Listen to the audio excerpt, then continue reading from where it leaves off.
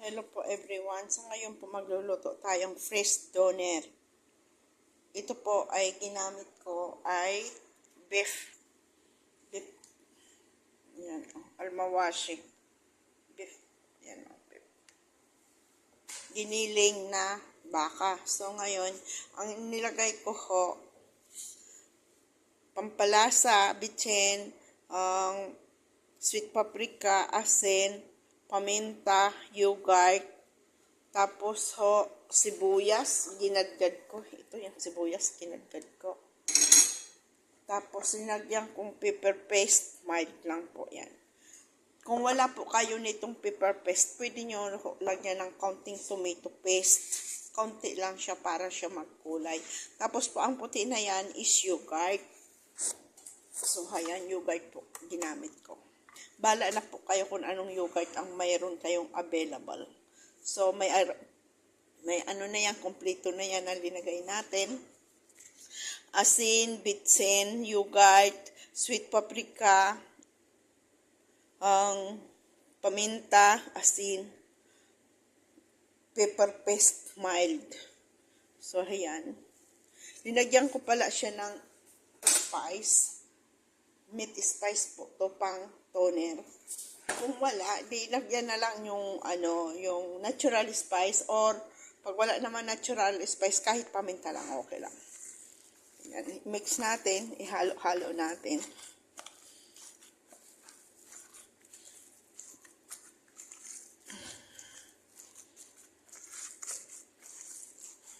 Tapos po, mamaya i-oven natin siya.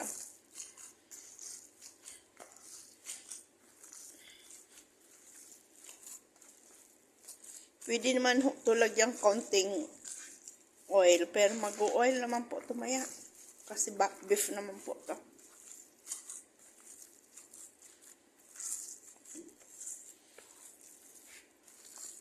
Pwede naman po ito i-mixer ulit ninyo. Pero ako po hindi na.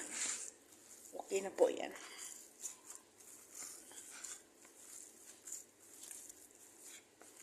Tapos po, ipaplat na, marinate natin na kahit mga 1 hour lang. Kung wala na hong time, kahit half hour, marinate natin kaunti para yung manuot yung lasa ng asin, ng natin, paminta, yung mga spicy. Mas okay po to na marinate na ilang oras. Kaso wala ng time. Tapos, i-oven natin to ng 180 Fahrenheit. Mga 30 minutes ho, sa baba.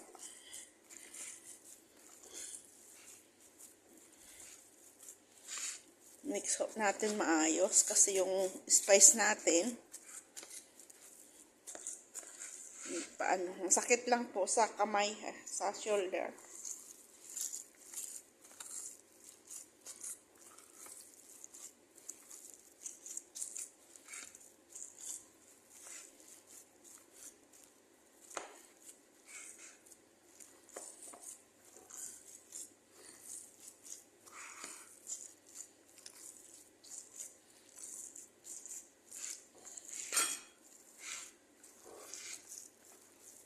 Ipa-flatten po natin mamaya.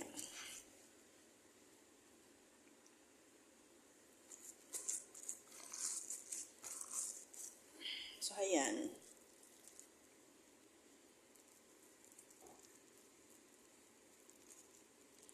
Okay na yung asin natin. Ang pag-ano po ninyo nung mga spice, tansyahin na lang po ninyo. At saka yung salt niya, tansyahin na lang po ninyo. Nasa inyo na po yan. Kung okay na yung timpla ninyo. Ako po, kasi naaamoy ko lang. Okay naman po siya. Mabango na. Yan. Ilib natin siyang konti na oras para ho maiplatin natin. Tapos i-oven po natin.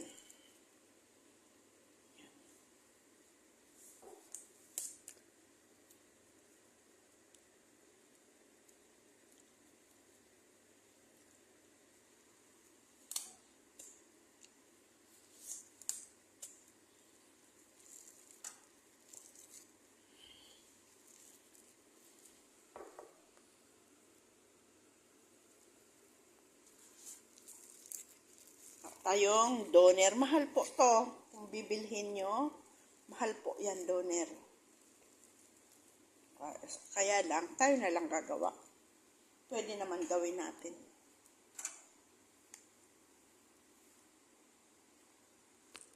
Tansyahin na lang po nyo yung asin, yung paminta, yung spice, yung sweet paprika,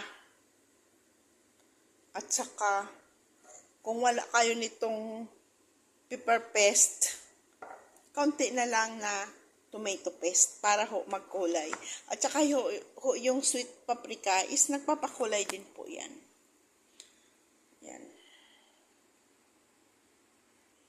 Ayan po, dinivide ko po sa 4. Tapos ilalagay natin dito sa pepper baking or baking pepper po.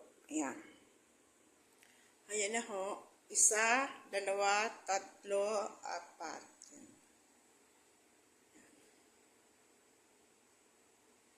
So, ito ho, ang unang paano gagawin natin, ganito ho to. Ipa-flatten natin.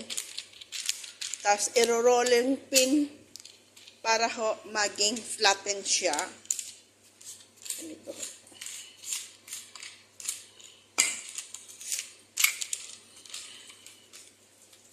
Flatten natin. Kung wala po kayo, di-press na lang yung ganito. Kung wala kayong rolling pin, ganun-ganun na lang po nyo na manipis para manipis lang po. Parang papel kanipis.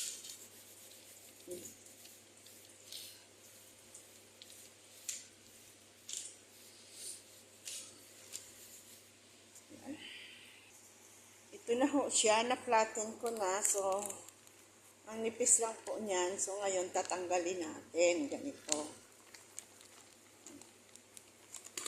Tapos, iro-roll po natin yan. Gagamitin ko ulit. Sayang. Pwede pa naman gamitin sa mo. So, ngayon, ganito lang po siya. Mangyayari yan.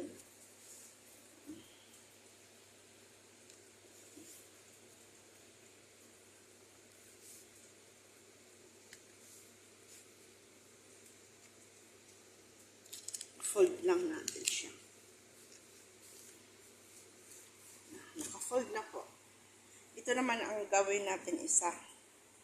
Same procedure lang po ng nauna. Ito naman yung isa. Tanggalin na natin. Dandahan lang.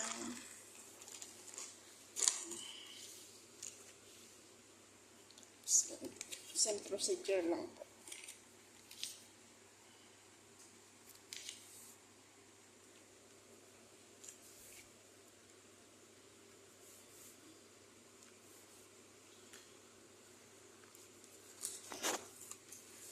Na tayong dalawa. Ito, may dalawa pa tayong gagawin na yan. Ganito lang po, oh. Kahit to butik, kung pwede. Pwede na rin yung butik. Ma-flat lang. Diba, gawaan na lang para ang pag walang rolling pin.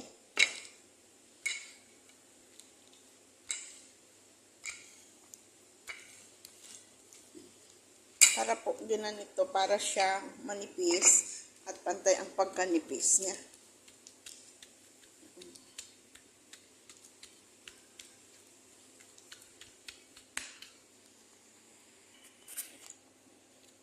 Tanggalin naman natin. Ayan, dahan-dahan.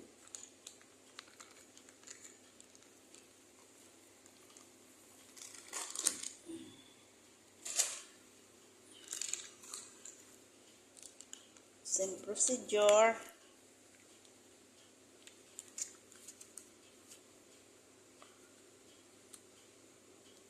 Tapos, i-oven natin to. Pinainit ko na po yung oven. Meron na tayong 3. So, ayan, meron pa tayong isa. May natitira. Last na lang to.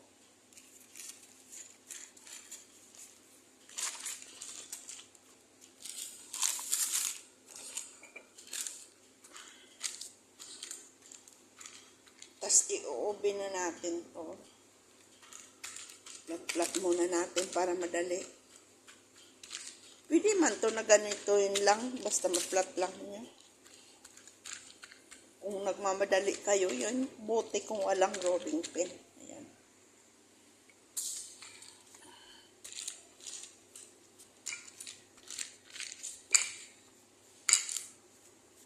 Para ho madali to at saka hindi masira, luto as in luto. Lalagyan ko po siya ng aluminum foil sa taas. Para hindi ho masunog. Kasi mahirap na masunog eh. I-flatten natin maayos. Last roll.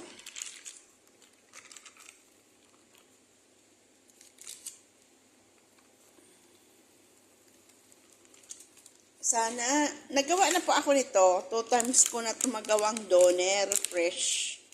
My own doner.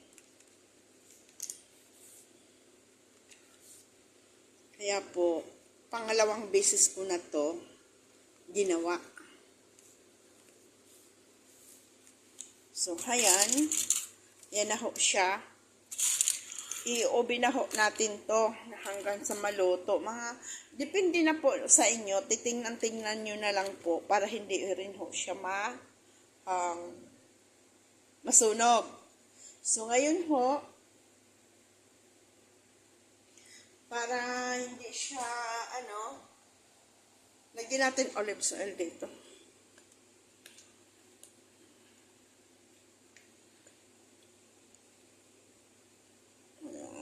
Olive oil. Tapos, para hindi siya masunog at hindi siya mamadali at malutong maayos, takpan natin. Ganito. Ayan.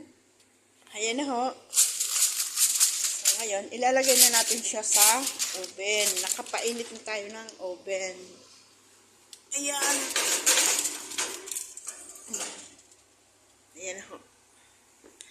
Hantayin na lang natin siya ng maluto. Ayan. Ayan ho.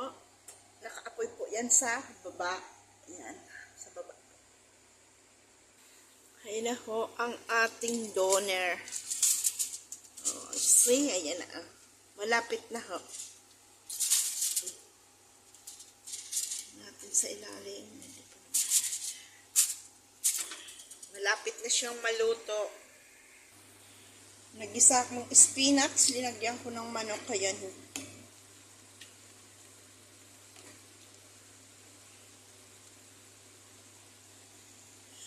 Huwag niyo po yung pansinin kasi po yan. Ano lang yan. Spinach.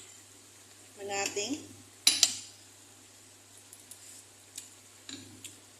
Okay na ho siya. Tingnan natin. Ayan.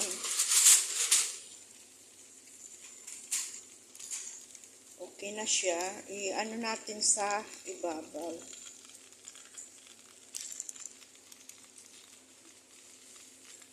Sa babaw na lang ho. Huwag natin sa babaw para magka-brown-brown siya. Ang doner na.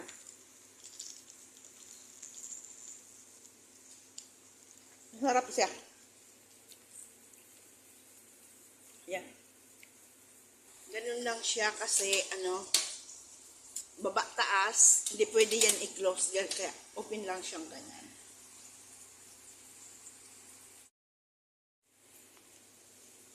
Ayan na po, oh. Ang ating doner is done. Kaso,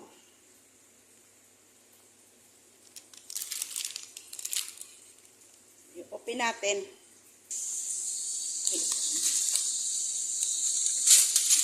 Ayan na po, ang ating doner.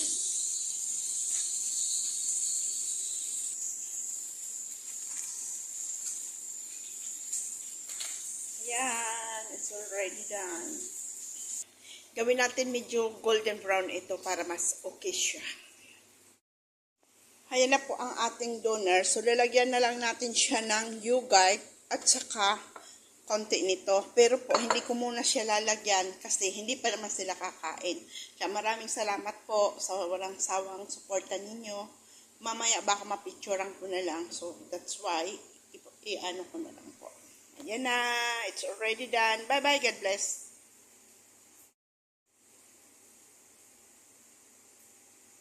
Doner.